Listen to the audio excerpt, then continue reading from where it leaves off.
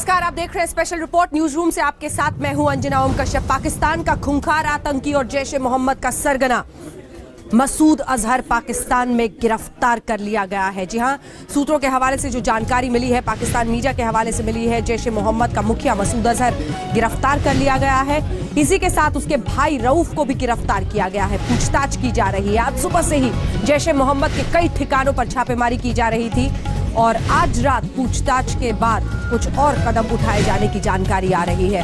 मसूद अजहर के अलावा 12 अन्य संदिग्धों को भी गिरफ्तार किया गया है। अलग अलग शहरों में, भावलपुर से लेकर अलग अलग शहरों में ये गिरफ्तारियां हुई हैं। जगह जगह पर छापे मारे गए हैं और मसूद अजहर की गिरफ्तारी हिंदुस्तान के नजरिए से देखिए तो पठानकोट हमले का बदला होगा। सवाल यही है कि क्या पाकिस्तान की नीयत इस गिरफ्तारी में बदल रही है।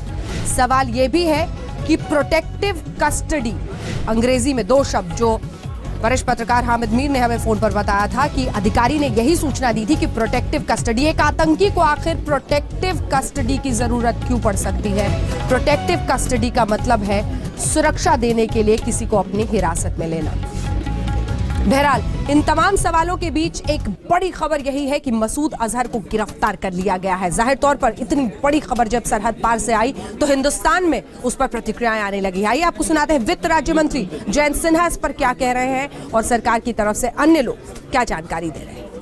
मसूद अजहर की गिरफ्तारी और उसके खिलाफ कार्रवाई, सवाल यही है कि सिर्फ आई वॉश जिसे अंग्रेजी में कहते हैं वो तो नहीं है। यानी इधर ओबामा ने कह दिया कि पाकिस्तान तो आतंकियों के लिए जन्नत है, F-16 डील यूएस सेनेट ने रोक दिया। क्या इस सबके मद्देनजर दबाव में, या फिर लाहौर जहां पर प्रधानमंत्री नरेंद्र मोदी गए थे मिलने के लिए नवाज शरीफ से जन्मदिन की शुभकामनाएं देने, असर इन सब का मिला जुला है। लेकिन क्या हम उम्मीद रखें कि आखिरकार इंसाफ होगा इस मामले में। आइए आपको सुनाते हैं आरपीएन सिंह क्या कह रहे हैं। कांग्रेस के नेता हैं, पूर्व गृह राज्य मंत्री रह चुके हैं। कह रहे हैं कि मसूद अजहर को हिंदुस्तान लाकर उस पर कार्रवाई। मैं सकारात्मक इस कदम को कहता हूं और मैं चाहूंगा कि प्रधानमंत्री मोदी जी से इल्तिजा करूंगा कि ये मौलाना मजहर रसूद वही है जो भगौड़ा है हिंदुस्तान से और जिसको अफगानिस्तान में रिहा किया गया था। इसको तत्काल अगर वहां डिटेन किया गया है, अगला कदम होना चाहिए कि इसको वापस हिंदुस्तान मंगाया जाए और इस पर सख्त से सख्त कार्रवाई की जाए, जिसने हाईजैकिंग भी इसी की वजह से हुई थी। तो चलिए, कांग्रेस के नेता भी सामने आ गए हैं और एक एक करके ये कह रहे हैं कि कार्रवाई होनी चाहिए। हालांकि बहुत सारे सवाल यूपीए शासन में उठे थे आतंकवाद को लेकर कि सॉफ्ट है ये देश आतंकवाद पर। आइए 4 तस्वीरें आपको दिखाते हैं हमले को लेकर। पूछताछ के बाद गिरफ्तारी, जैश के ठिकानों पर अलग अलग जगहों पर छापे मारे गए हैं। आज दिन भर 12 संदिग्धों को गिरफ्तार किया गया है। दबाव में पाकिस्तान, ओबामा ने कह दिया कि जन्नत है ये आतंकियों के लिए। F-16 डील को यूएस सेनेट ने रोक दिया है। जबरदस्त दबाव और प्रधानमंत्री मोदी ने पठानकोट के बाद फोन पर जिस तरह से कहा था कि जल्द से जल्द कार्रवाई करने की जरूरत है, वो बेहद महत्वपूर्ण।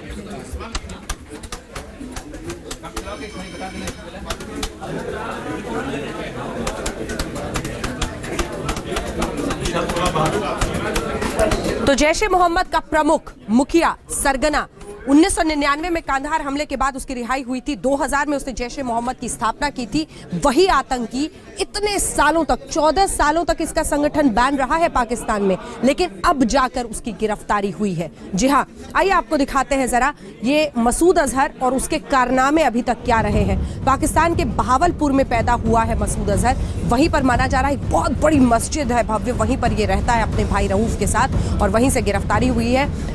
सोवियत अफगान युद्ध के दौरान हरकतुल अंसार से भी जुड़ा, अलग अलग आतंकी संगठनों से ये जुड़ा है, उनके लिए इसने काम किया है। अफगान युद्ध के बाद बेरोजगार आतंकियों को कश्मीर भेजने में इसकी भूमिका रही है। कश्मीर में आतंकियों को ये पहुंचाता था, युवाओं को बहकाता था। 1994 में श्रीनगर में मसूद अजहर को गिरफ्तार किया गया था। गिरफ्तारी के वक्त हमले की प्लानिंग ये शख्स कर रहा था और हरकतुल मुजाहिदीन के लिए प्लानिंग कर रहा था। उस वक्त इस संगठन के साथ वो प्लानिंग कर रहा था। उसामा बिन लादेन से भी रहे हैं इसके रिश्ते।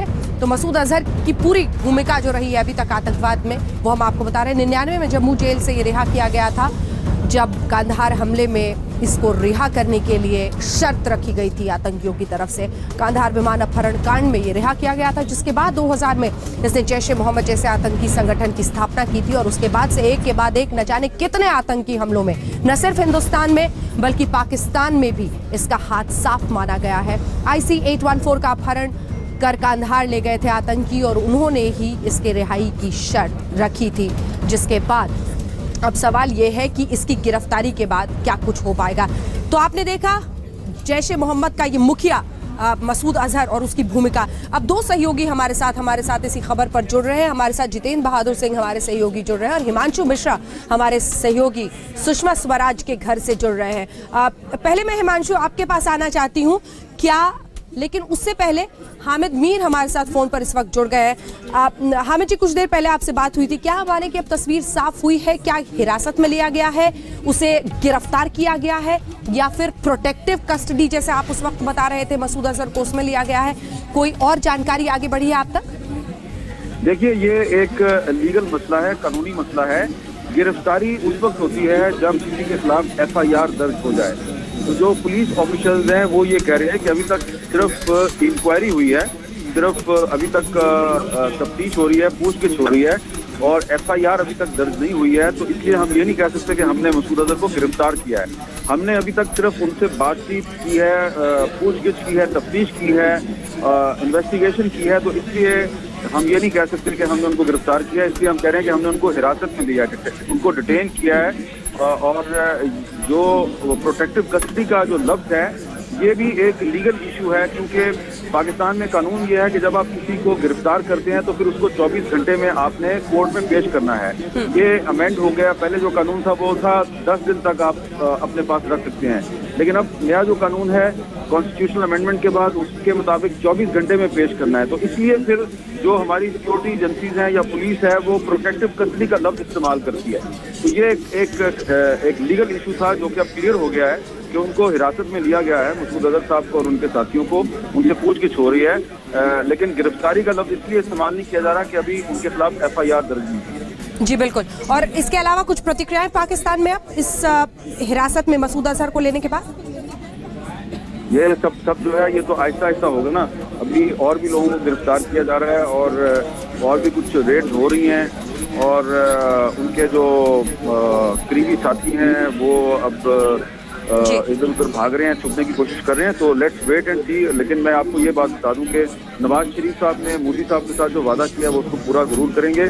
और ये बिल्कुल ना सोचें कि ये जो मसूद अजहर और उनके साथियों की गिरफ्तारी का मामला है इसका ताल्लुक इंडिया पाकिस्तान फॉरेन सेक्रेटरी की टॉप के मामले के साथ है। उसके साथ इसका कोई ताल्लुक नहीं है। टॉप 15 को होती हैं, 20 को होती हैं, 25 को होती हैं, जब भी हों उससे इसका कोई ताल्लुक नहीं है। क्योंकि अभी थोड़ी देर पहले मैंने हाई ऑफिशियल से बात की है, वो ये कह रहे हैं कि इसका कोई ताल्लुक नहीं है उसके साथ। ये जो गिरफ्तारियां हैं ये 3 दिन पहले शुरू हुई थी और अनाउंसमेंट आज हुई है। तो फॉरेन सेक्रेटरी लेवल की टॉक्स 15 को होती है, नहीं होती, इसका उससे कोई ताल्लुक नहीं। ये बहुत महत्वपूर्ण है जो बात आपने कही है। बहुत बहुत शुक्रिया आपका हामिद मीर साहब हमारे साथ जुड़ने के लिए। और इसी पर अब मैं बातचीत करना चाहूंगी। हमारे दो सहयोगी हमारे साथ अलग अलग जगहों से जुड़ रहे हैं। हिमांशु मिश्रा है सुषमा स्वराज विदेश मंत्री के घर के बाहर से और जितेंद्र बहादुर सिंह प्रधानमंत्री निवास के बाहर से जुड़ रहे हैं हमारे साथ। हिमांशु, हमने कुछ देर पहले दर्शकों को तस्वीरें दिखाई थी जब S जयशंकर विदेश सचिव जा रहे थे विदेश मंत्री के पास। निकल गए हैं क्या? बातचीत हुई है क्या? 15 जनवरी की विदेश सचिव स्तर की बातचीत होगी?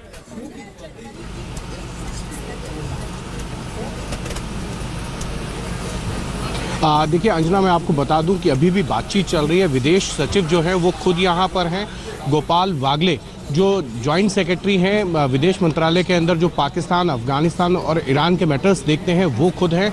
और विदेश मंत्रालय के प्रवक्ता विकास स्वरूप, तीनों लोग यहाँ पर विदेश मंत्री के साथ गहन चर्चा कर रहे हैं। क्योंकि अजहर मसूद को जो है वो अब गिरफ्तार कर लिया गया है, डिटेन किया गया है। और उसके बाद भारत की स्ट्रेटेजी क्या होगी, क्योंकि 15 तारीख को विदेश सचिव लेवल की बैठक होनी है पाकिस्तान के साथ। और इस पूरी बैठक के बाद जो है विदेश सचिव जयशंकर जो है वो खुद प्रधानमंत्री निवास जाएंगे और प्रधानमंत्री को ब्रीफ करेंगे। हो सकता है कि सुषमा स्वराज भी प्रधानमंत्री से टेलीफोन पर बात करें और सारी जानकारी दें। लेकिन बड़ा सवाल ये है कि अभी तक जो NSA हैं, अजीत डोभाल, वो विदेश में है और उनके लौटने की संभावना कल है। उसके बाद कह सकते हैं कि उनसे भी एक बातचीत होगी और उसके बाद भारत अगला कदम लेगा कि 15 तारीख को बातचीत आगे जारी रखनी है या नहीं रखनी, क्योंकि पहले ये था कि पाकिस्तान कोई एक्शन नहीं ले रहा है। पठानकोट की जो एविडेंस दिए हैं उससे जुड़े जो तार हैं, जिन लोगों पर निशान के खिलाफ सबूत दिए गए उनके ऊपर कोई नहीं हो रहा है। अब क्योंकि पाकिस्तान खुद एक्शन के हरकत में है, अब भारत के आगे क्या स्टेप होगा, इस बैठक के बाद ये सारा मामला तय हो जाएगा। बिल्कुल, आप बने रहिए हमारे साथ हिमांशु बने हुए सुषमा के घर के बाहर से, और साथ ही जितेंद्र बहादुर सिंह हमारे सहयोगी बने हुए हैं प्रधानमंत्री निवास के बाहर से 7 RCR पहुंच सकते हैं अब से कुछ देर बाद विदेश सचिव एस जयशंकर, जब वो सुषमा स्वराज से अपनी मुलाकात खत्म कर लेंगे। स्पेशल रिपोर्ट में एक बार फिर से आपका न्यूज रूम से स्वागत है। आखिरकार हिंदुस्तान का दबाव रंग लाया, पाकिस्तान ने मसूद अजहर को हिरासत में ले ही लिया है। जी हां, न सिर्फ मसूद अजहर को जो कि खूंखार आतंकी है, जैश ए मोहम्मद का सरगना है, बल्कि उसके भाई रऊफ को भी। हालांकि पाकिस्तान के सरकारी सूत्र इसकी पुष्टि नहीं कर रहे हैं, लेकिन ये पाकिस्तानी मीडिया के हवाले से खबर है।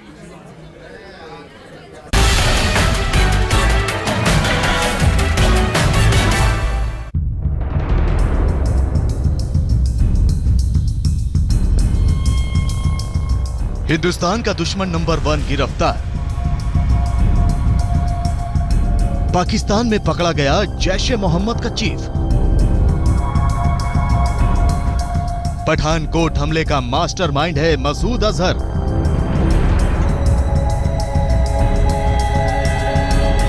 मौलाना मसूद अजहर पर पाकिस्तान की कार्रवाई। पाकिस्तान में बैठे आतंक के आकाओं ने पठानकोट पर हमला बोला तो आतंक की गोलियों से हिंदुस्तान जख्मी हो गया। 6 आतंकियों को हिंदुस्तान के फौजियों ने मार गिराया। लेकिन पठानकोट हमले का मास्टरमाइंड पाकिस्तान में बैठकर आतंकियों को शाबाशी दे रहा था। जिस वक्त हिंदुस्तान रो रहा था, आतंक का सरगना पाकिस्तान में खुला घूम रहा था। फिर भारत भी पाकिस्तान से सख्ती के साथ पेश आया। आतंक के तमाम सबूत पाकिस्तान के पास भेज दिए गए और फिर पाकिस्तान ने भी अपनी कार्रवाई कर दी। जी हां, आतंक के सरगना और जैश-ए मोहम्मद के चीफ मौलाना अजहर मसूद को गिरफ्तार कर लिया गया। जी हां, जियो टीवी के हवाले से खबर आई कि पठानकोट का मास्टरमाइंड गिरफ्तार हो चुका है। आज जो जैश-ए मोहम्मद के सरबराह है मसूद अजहर और उनका भाई मुफ्ती अब्दुल रऊफ, इनको भी कस्टडी में ले लिया गया है। जो कुछ सोर्सेज हैं वो एक टर्म इस्तेमाल कर रहे हैं, प्रोटेक्टिव कस्टडी। वो कह रहे हैं कि जी हमने इसको प्रोटेक्टिव कस्टडी में लिया है, लेकिन हमारी इत्तला ये है कि प्रोटेक्टिव कस्टडी में उसको लिया जाता है जिसकी जान को खतरा हो। तो इनकी पाकिस्तान में जान को कोई खतरा नहीं है, लेकिन पाकिस्तान की सरकार थोड़ी सी केयरफुल है, क्योंकि अभी वो इन्वेस्टिगेशन कर रहे हैं, इनसे पूछताछ हो रही है। और इंडिया ने जो इंफॉर्मेशन दी थी पठानकोट अटैक के बाद पाकिस्तान को, तो उस इंफॉर्मेशन को इनसे वेरीफाई करने की कोशिश की जा रही है। पाकिस्तान में नवाज शरीफ के साथ मोदी जिस दोस्ती को गांठ कर आए थे, पठानकोट हमले के बाद 2 मुल्कों के बीच बातचीत खतरे में पड़ने लगी थी। अब इससे बातचीत रद्द होने का डर कहें या फिर आतंक पर लगाम, लेकिन नवाज ने भारत को शराफत दिखाई। मौलाना मसूद अजहर के अलावा पाकिस्तान में कुल 12 आतंकी हुए गिरफ्तार। मौलाना मसूद अजहर का भाई रऊफ भी हिरासत में। पाकिस्तान से आई रिपोर्ट्स की माने तो मौलाना अजहर मसूद के अलावा 12 और आतंकियों को भी गिरफ्तार किया गया है, जबकि मसूद अजहर के भाई रऊफ को भी हिरासत में लिया गया है। कहा जा रहा है कि जैश-ए मोहम्मद के कार्यालयों को भी पाकिस्तान में सील कर दिया गया है। कहा तो ये भी जा रहा है कि पाकिस्तान अपने एक विशेष जांच दल को भी पठानकोट भेजने पर विचार कर रहा है, क्योंकि भारत के सहयोग की प्रक्रिया को आगे बढ़ाने के लिए और सूचना की दरकार होगी। हम आपको बता दें कि सरकार ने भी पाकिस्तान से भरोसे की उम्मीद जगाए रखी थी। पाकिस्तान गवर्नमेंट ने आश्वस्त किया है, तो उस पर अविश्वास करने का कोई कारण अभी नहीं है, अभी नहीं है। अब इसके बारे में जो कुछ भी होगा उचित समय पर ही फैसला लिया जाएगा। पाकिस्तान की ओर से यह कार्रवाई उस वक्त की गई है जब भारतीय विदेश सचिव एस जयशंकर के प्रस्तावित बातचीत के लिए इस्लामाबाद जाने में सिर्फ 2 दिन बचे हुए हैं। प्रधानमंत्री नवाज शरीफ की अध्यक्षता में हुई उच्च स्तरीय बैठक में पाकिस्तान की कार्रवाई की समीक्षा की गई है। भारत और पाकिस्तान के बीच द्विपक्षीय समग्र वार्ता की बहाली के लिए विदेश सचिव स्तरीय वार्ता होने वाली है। आज तक ब्यूरो। पठानकोट पर हुए आतंकी हमले के बाद एक एक सबूत चीख चीख कर जैश-ए मोहम्मद के मुखिया मसूद अजहर की तरफ इशारा कर रहे थे, लेकिन पाकिस्तान उस पर कोई भी कार्रवाई करने को तैयार नहीं था। सबूत इतने सारे थे कि उसने खुद अपनी वेबसाइट पर पठानकोट के आतंकी हमले के बाद एक ऑडियो क्लिप डाला जिसमें वो शाबाशी दे रहा था। इससे पहले रैली में भी वो जहर उगल चुका था, उसी का नतीजा था पठानकोट।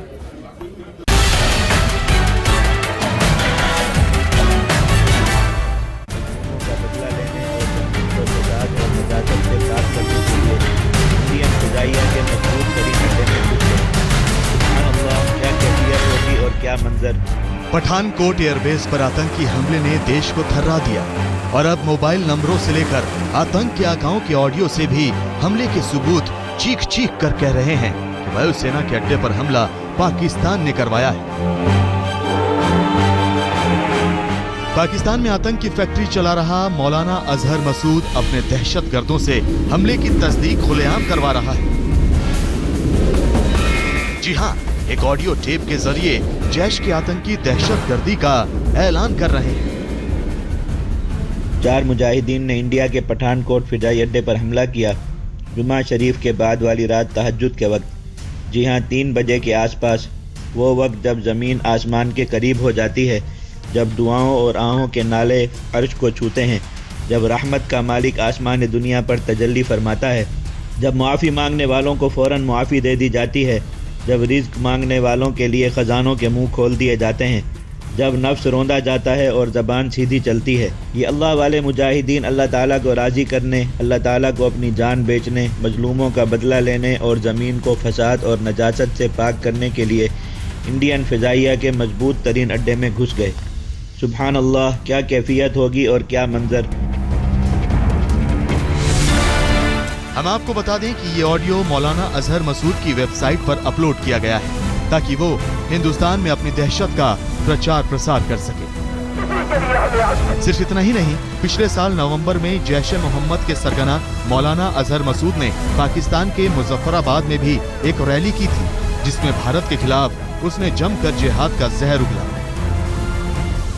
अल्लाह तबारक व तआला तक पहुँचने का और जन्नत तक पहुँचने का सबसे मुख्तसर और शॉर्टकट रास्ता जिहाद फी सबीलिल्लाह। अल्लाह रब्बुल आलमीन की खुसूसी मोहब्बत हासिल करने और आखिरत में नेकियों के बड़े बड़े अंबार और ज़ख़ीरे जमा करने का जरिया जिहाद फी सबीलिल्लाह।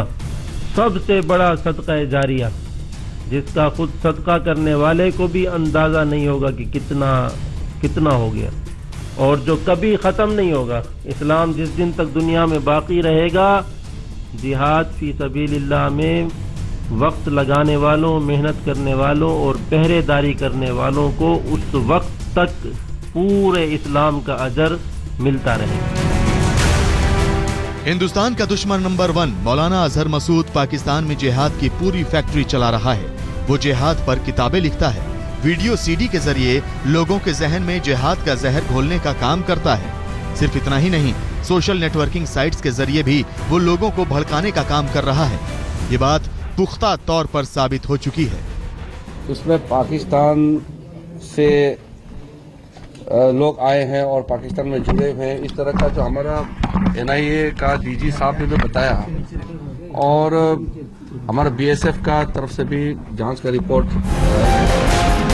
भारतीय जांच एजेंसी NIA पठानकोट का पूरा सच सामने लाना चाहती है ताकि पाकिस्तान के आतंक का असली चेहरा पूरी तरह से सामने आ सके। फिर इसके लिए हवाई सर्वे भी किया जा रहा है।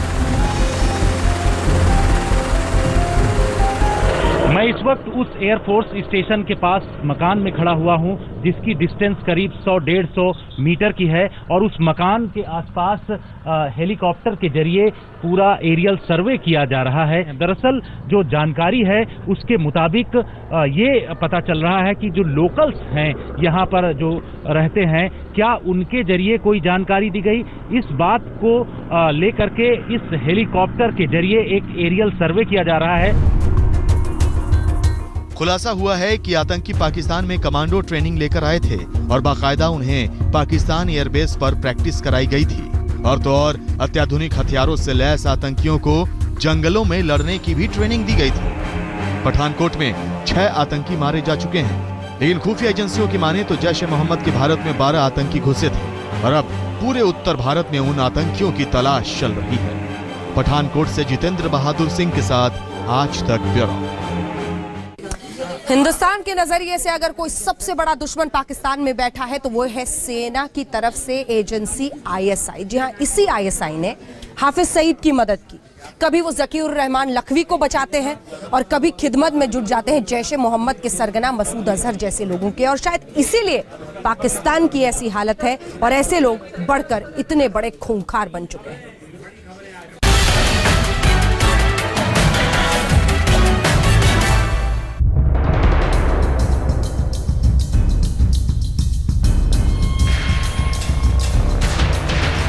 अचानक कैसे जाग उठा आतंक का ये कुंभकर्ण।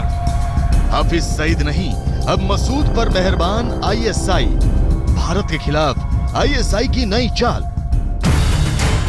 आतंक का ये आका पिछले 15 साल से करीब करीब खामोशी बैठा था, लेकिन अचानक पठानकोट एयरफोर्स स्टेशन पर बड़े आतंकी हमले की साजिश रचकर जैश ए मोहम्मद के सरगना ने जता दिया कि उसके खौफनाक इरादे हैं क्या।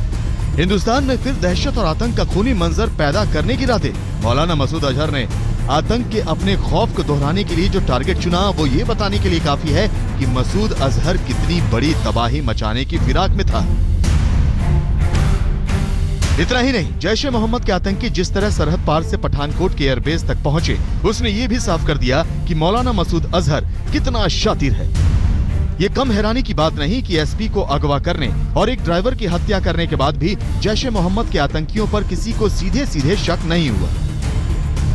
अभी संदिग्ध आतंकवादियों के बारे में कयास ही लग रहे थे कि मसूद के फिदायीन सरहद से सटे सबसे मजबूत एयरबेस में जा घुसे। मौलाना मसूद अजहर और उसके आतंकी संगठन जैश ए मोहम्मद की ऐसी ही खतरनाक साजिश लिखी थी साल 2001 में, जब आतंकी सीधे लोकतंत्र के मंदिर यानी भारतीय संसद पर हमला करने घुसे थे। पठानकोट की साजिश की तरह उस वक्त भी जैश ए मोहम्मद की साजिश को नाकाम कर दिया गया था। संसद हमले में भारत ने मौलाना मसूद अजहर पर शिकंजा कसा तो मजबूरन पाकिस्तान को उस पर कार्रवाई करनी पड़ी थी, लेकिन सिर्फ दिखावे के लिए, सिर्फ दुनिया को भरमाने के लिए। संसद पर हमले के बाद पाकिस्तान ने मौलाना मसूद अजहर को हिरासत में लिया, लेकिन अदालत में उसके खिलाफ कभी चार्जशीट दाखिल नहीं की गई। आखिरकार 14 दिसंबर 2002 को लाहौर कोर्ट ने मसूद अजहर को रिहा कर दिया। रक्षा विशेषज्ञों की माने तो संसद हमले के बाद मौलाना मसूद अजहर को बचाने वाली थी पाकिस्तान की खुफिया एजेंसी ISI और कुछ पाकिस्तानी हुक्मरान। 1999 में कांधार हाईजैक की साजिश कर मसूद को भारतीय जेल से रिहा कराने के पीछे भी ISI का हाथ माना जाता है, क्योंकि ISI का मकसद है भारत में खून खराबा करते रहना, जिसके लिए उसे चाहिए आतंकियों की नकाब। और मौलाना मसूद अजहर की रिहाई के बदले ISI ने उसको कठपुतली बनाकर रची थी संसद पर हमले की साजिश। और अब मौलाना मसूद के कंधों पर आतंक का बारूद रखकर भारत के खिलाफ नए सिरे से जंग छेड़ने वाली भी ISI ही है। एक्सपर्ट्स की माने तो संसद हमले के बाद भारत ने मौलाना मसूद अजहर पर कार्रवाई का दबाव बनाया तो ISI ने कुछ साल के लिए उसे खामोश रहने का इशारा कर दिया। इस दौरान भारत के खिलाफ ISI ने खड़ा कर दिया आतंक का नया आका हाफिज सईद। लश्कर तैयबा के सरगना हाफिज ने ISI के इशारे पर साल 2008 में रची मुंबई हमले की साजिश। लेकिन अब हाफिज सईद पर भारत ने शिकंजा कसना तेज कर दिया, तो एक बार फिर अपनी चाल को दोहरा रहा है ISI। अब उसने हाफिज सईद को खामोश रहने का इशारा कर फिर से मौलाना मसूद अजहर को आगे कर दिया है। नवंबर 2014 में मुजफ्फराबाद में जब लंबे अरसे बाद मसूद अजहर ने फोन के जरिए जनसभा की तो पाकिस्तानी प्रशासन ने कोई हरकत नहीं दिखाई। मौलाना मसूद अजहर भारत के खिलाफ जहर उगलता रहा, हजारों लोगों की भीड़ को भड़काता रहा, लेकिन भारत के वांटेड आतंकियों की लिस्ट में होने के बावजूद उस पर कोई कार्रवाई नहीं की गई। इसके बाद धीरे धीरे मौलाना मसूद और जैश ए मोहम्मद ISI के फिर करीब आने लगे और रचने लगे भारत के खिलाफ नई साजिश। आज तक ब्यूरो। 17 साल पहले श्रीनगर की जेल से रिहा हुआ था मसूद अजहर। उस वक्त उसके साथियों ने हिंदुस्तान के एक विमान को पहले अपहरित करके ले गए और उसके बाद आखिरकार मसूद अजहर की रिहाई हो गई। लेकिन इन सब के बीच रिहा होने के बाद मसूद अजहर ने क्या किया? 10,000 लोगों की रैली की, खुलकर कहा कि अमेरिका और हिंदुस्तान को बर्बाद करेगा और तब से रचता रहा हिंदुस्तान के खिलाफ आतंक की साजिश।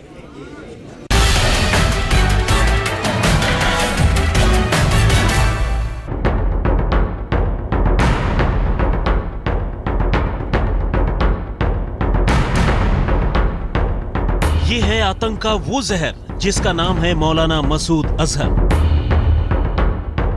17 साल पहले सैकड़ों बेकसूरों को बारूद के ढेर पर बिठाकर इसने हिंदुस्तान की सरकार से किया था अपनी जिंदगी का सौदा, अपनी रिहाई का सौदा। आतंक के इस आका ने 17 साल बाद एक बार फिर हिंदुस्तान को दहलाने की साजिश रची और अपनी साजिश का निशाना बनाया पठानकोट का एयरफोर्स स्टेशन।